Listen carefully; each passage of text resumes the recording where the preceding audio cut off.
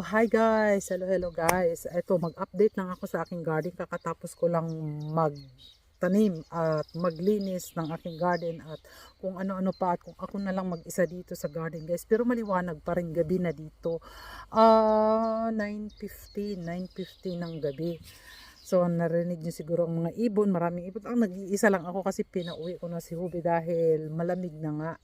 At wala siyang dalang ano. Anyway guys, mag-update lang ako. Nag-iisip lang kasi ako na habang nagtatanim ako, para ano nga ba ang itong mga tinatanim ko na napakadami na mura lang naman ang gulay dito sa amin. Kaya naman bilhin. Pero guys, sa uulitin ko, noon pa man ay sabi ko na masarap talaga ang may sariling tanim. At iba ang ginhawa or iba ang damdamin pag makapag-harvest ka na yun sa tinanim mo, sa pinaguran mo, sa ganon. Pero nag-iisip pa rin ako, bakit nga ba? Ay dahil mura nga at saka yun. At uulit-ulitin ko na ang pagtatanim ay nakakawala ng stress. Ayun. Sa dami-dami ko rin mga tanim sa bahay, sa balkon, nandito ako sa garden. 3 kilometers lang naman from garden to my house. Yun, pinag-aanon ko talaga guys na siguro nasa tao. Nasa tao yan guys. Kasi may kaibigan akong sinabi niya rin sa akin na bakit ka ba nagpapakahirap? Bakit ka nga ba nagpapakahirap ng mga yan na hindi pwede namang easy? Totoo, tama siya, pwede namang easy. At sabi ni Hubi, life is hard naman talaga. Pero bakit nga ang i-hard mo ang life na pwede naman easy life? Ang question na yan guys ay damdamin yan.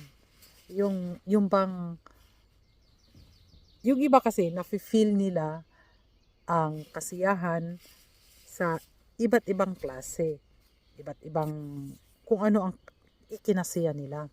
Ako naman guys, ikinasiya ko talaga ang garden. Naaano yan guys, yung bang parang, ay ito nga, nakakalimutan ko, bago ko lang nalaman na anong oras na pala, yung natapos ko na magtanim. Habang nagtatanim ako, hindi ko na ano yung oras, hindi ko na ano yung pagod, ang tinitingnan ko ang kagandahan ng pagtubo at tinitingnan ko kung ang pagtatanim, yung pang sa mga ganyan guys ay nasa sa atin, siguro nasa tao yan. Kasi may iba talaga, bakit ako magpakahirap niya na ganito, ganon, inuulit-ulit ko yan guys, marami kasi akong naririnig. Ang sagot ko na lang sa kanila, iba ang damdamin o iba ang ano natin, iba ang bawat tao ay may sariling kaligayahan. May sarili kung saan ka maligaya, doon ka, kung saan ka ganon. Kung ano ay kinaliligaya sa iyo at nakakawala ng stress at yung bang ano ba? Ewan ko guys, naiintindihan niyo ba ako o hindi? Ayan, yung trade dumaan. Yun lang guys, nag-ano lang ako, nag-update about gardening. Kasi nga, ang channel ko na to, nag-start talaga to about garden. Yung mga unang-una ko pang nakilala, nag-start talaga ako for the very first time ko guys ay sa garden, sa pagtatanim at kung ano-ano pa. Yun talaga ang sinimulan ng aking nagkaroon ako ng channel na sumama ako dito sa YouTube. Pero kung sa mga yung bang sinasabi nila yung pag-arte-arte or whatever na kung ano-ano pa man, ay hindi. Garden talaga ang inumpisahan ko nun guys. Yung mga iba kung nag-mix na lang yan, ang mga sport or whatever, nag-mix na talaga ang aking YouTube. Dahil nga, isinama ko na lahat. Kasi, ang garden time lang namin dito guys ay summer time. Pag winter time, wala talaga. Ang winter ko ay doon lang. Yung mga tanim ko lang sa loob ng bahay. Ang summer, kaya guys, no, ang mga tao dito, uulitin ko yung noon ko pang sinasabi, ang mga tao dito, pag summer na talaga, mga masisipag yan sila magtanim sa sarili. Mga mayaman na yan ha, at mga ano na yan, garden talaga yan sila guys. Diyan, happy yan sila. Happy din ako na magka-garden din pag summer. So, yun lang guys.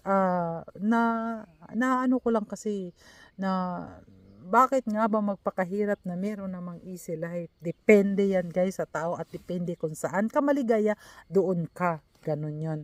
At isa pa guys, siguro sa kasipagan din. Kasi nahilig ka nga sa tanim, tamad ka naman, hindi ka magtatanim, di ba? Ang para sa akin, sa kasipagan yan, sa sipag siguro.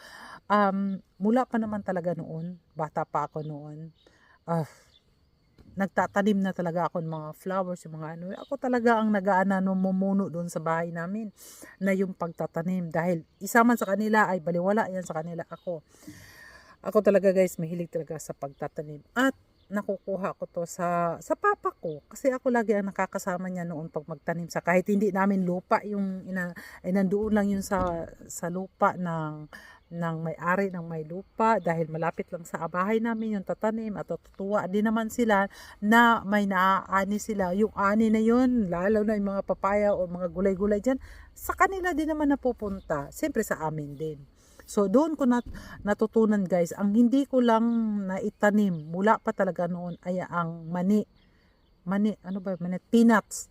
Ang hindi ko yan natanim guys, wala akong natanim, mula pa nang nandito ako, wala akong natanim. Yun, natutunan ko yung kay Papang dahil nagtanim din siya ng mani. At ang ganda talaga magbunot, tapos maraming, bunga sa loob.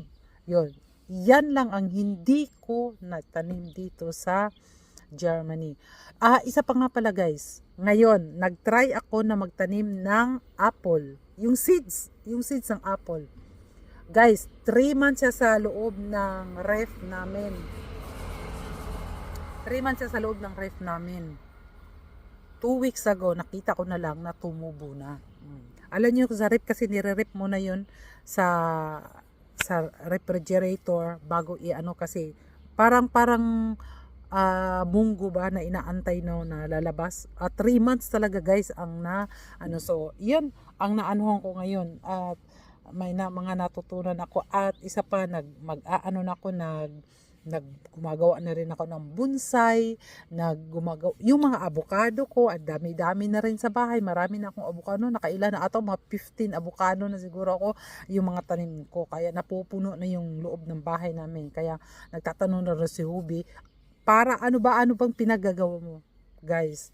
Hindi, marami talaga ang time ko doon lalo na sa avocado. Hindi ko talaga guys, lalo na yung mga cactus ko, hindi ko maano guys, yung bang sa tao lang yan, mahilig lang talaga ako sa tanim. Yan lang guys, kaya nagpapasalamat ako sa YouTube na nag-YouTube na ako dahil nakapagdaldal na ako, dahil noon wala lang, hindi ako, hanggang ngayon pa nga utal-utal pa nga ako magsalita pero at least ay medyo natutunan na. So yun lang guys, nag-update lang ako sa aking pagtatanim.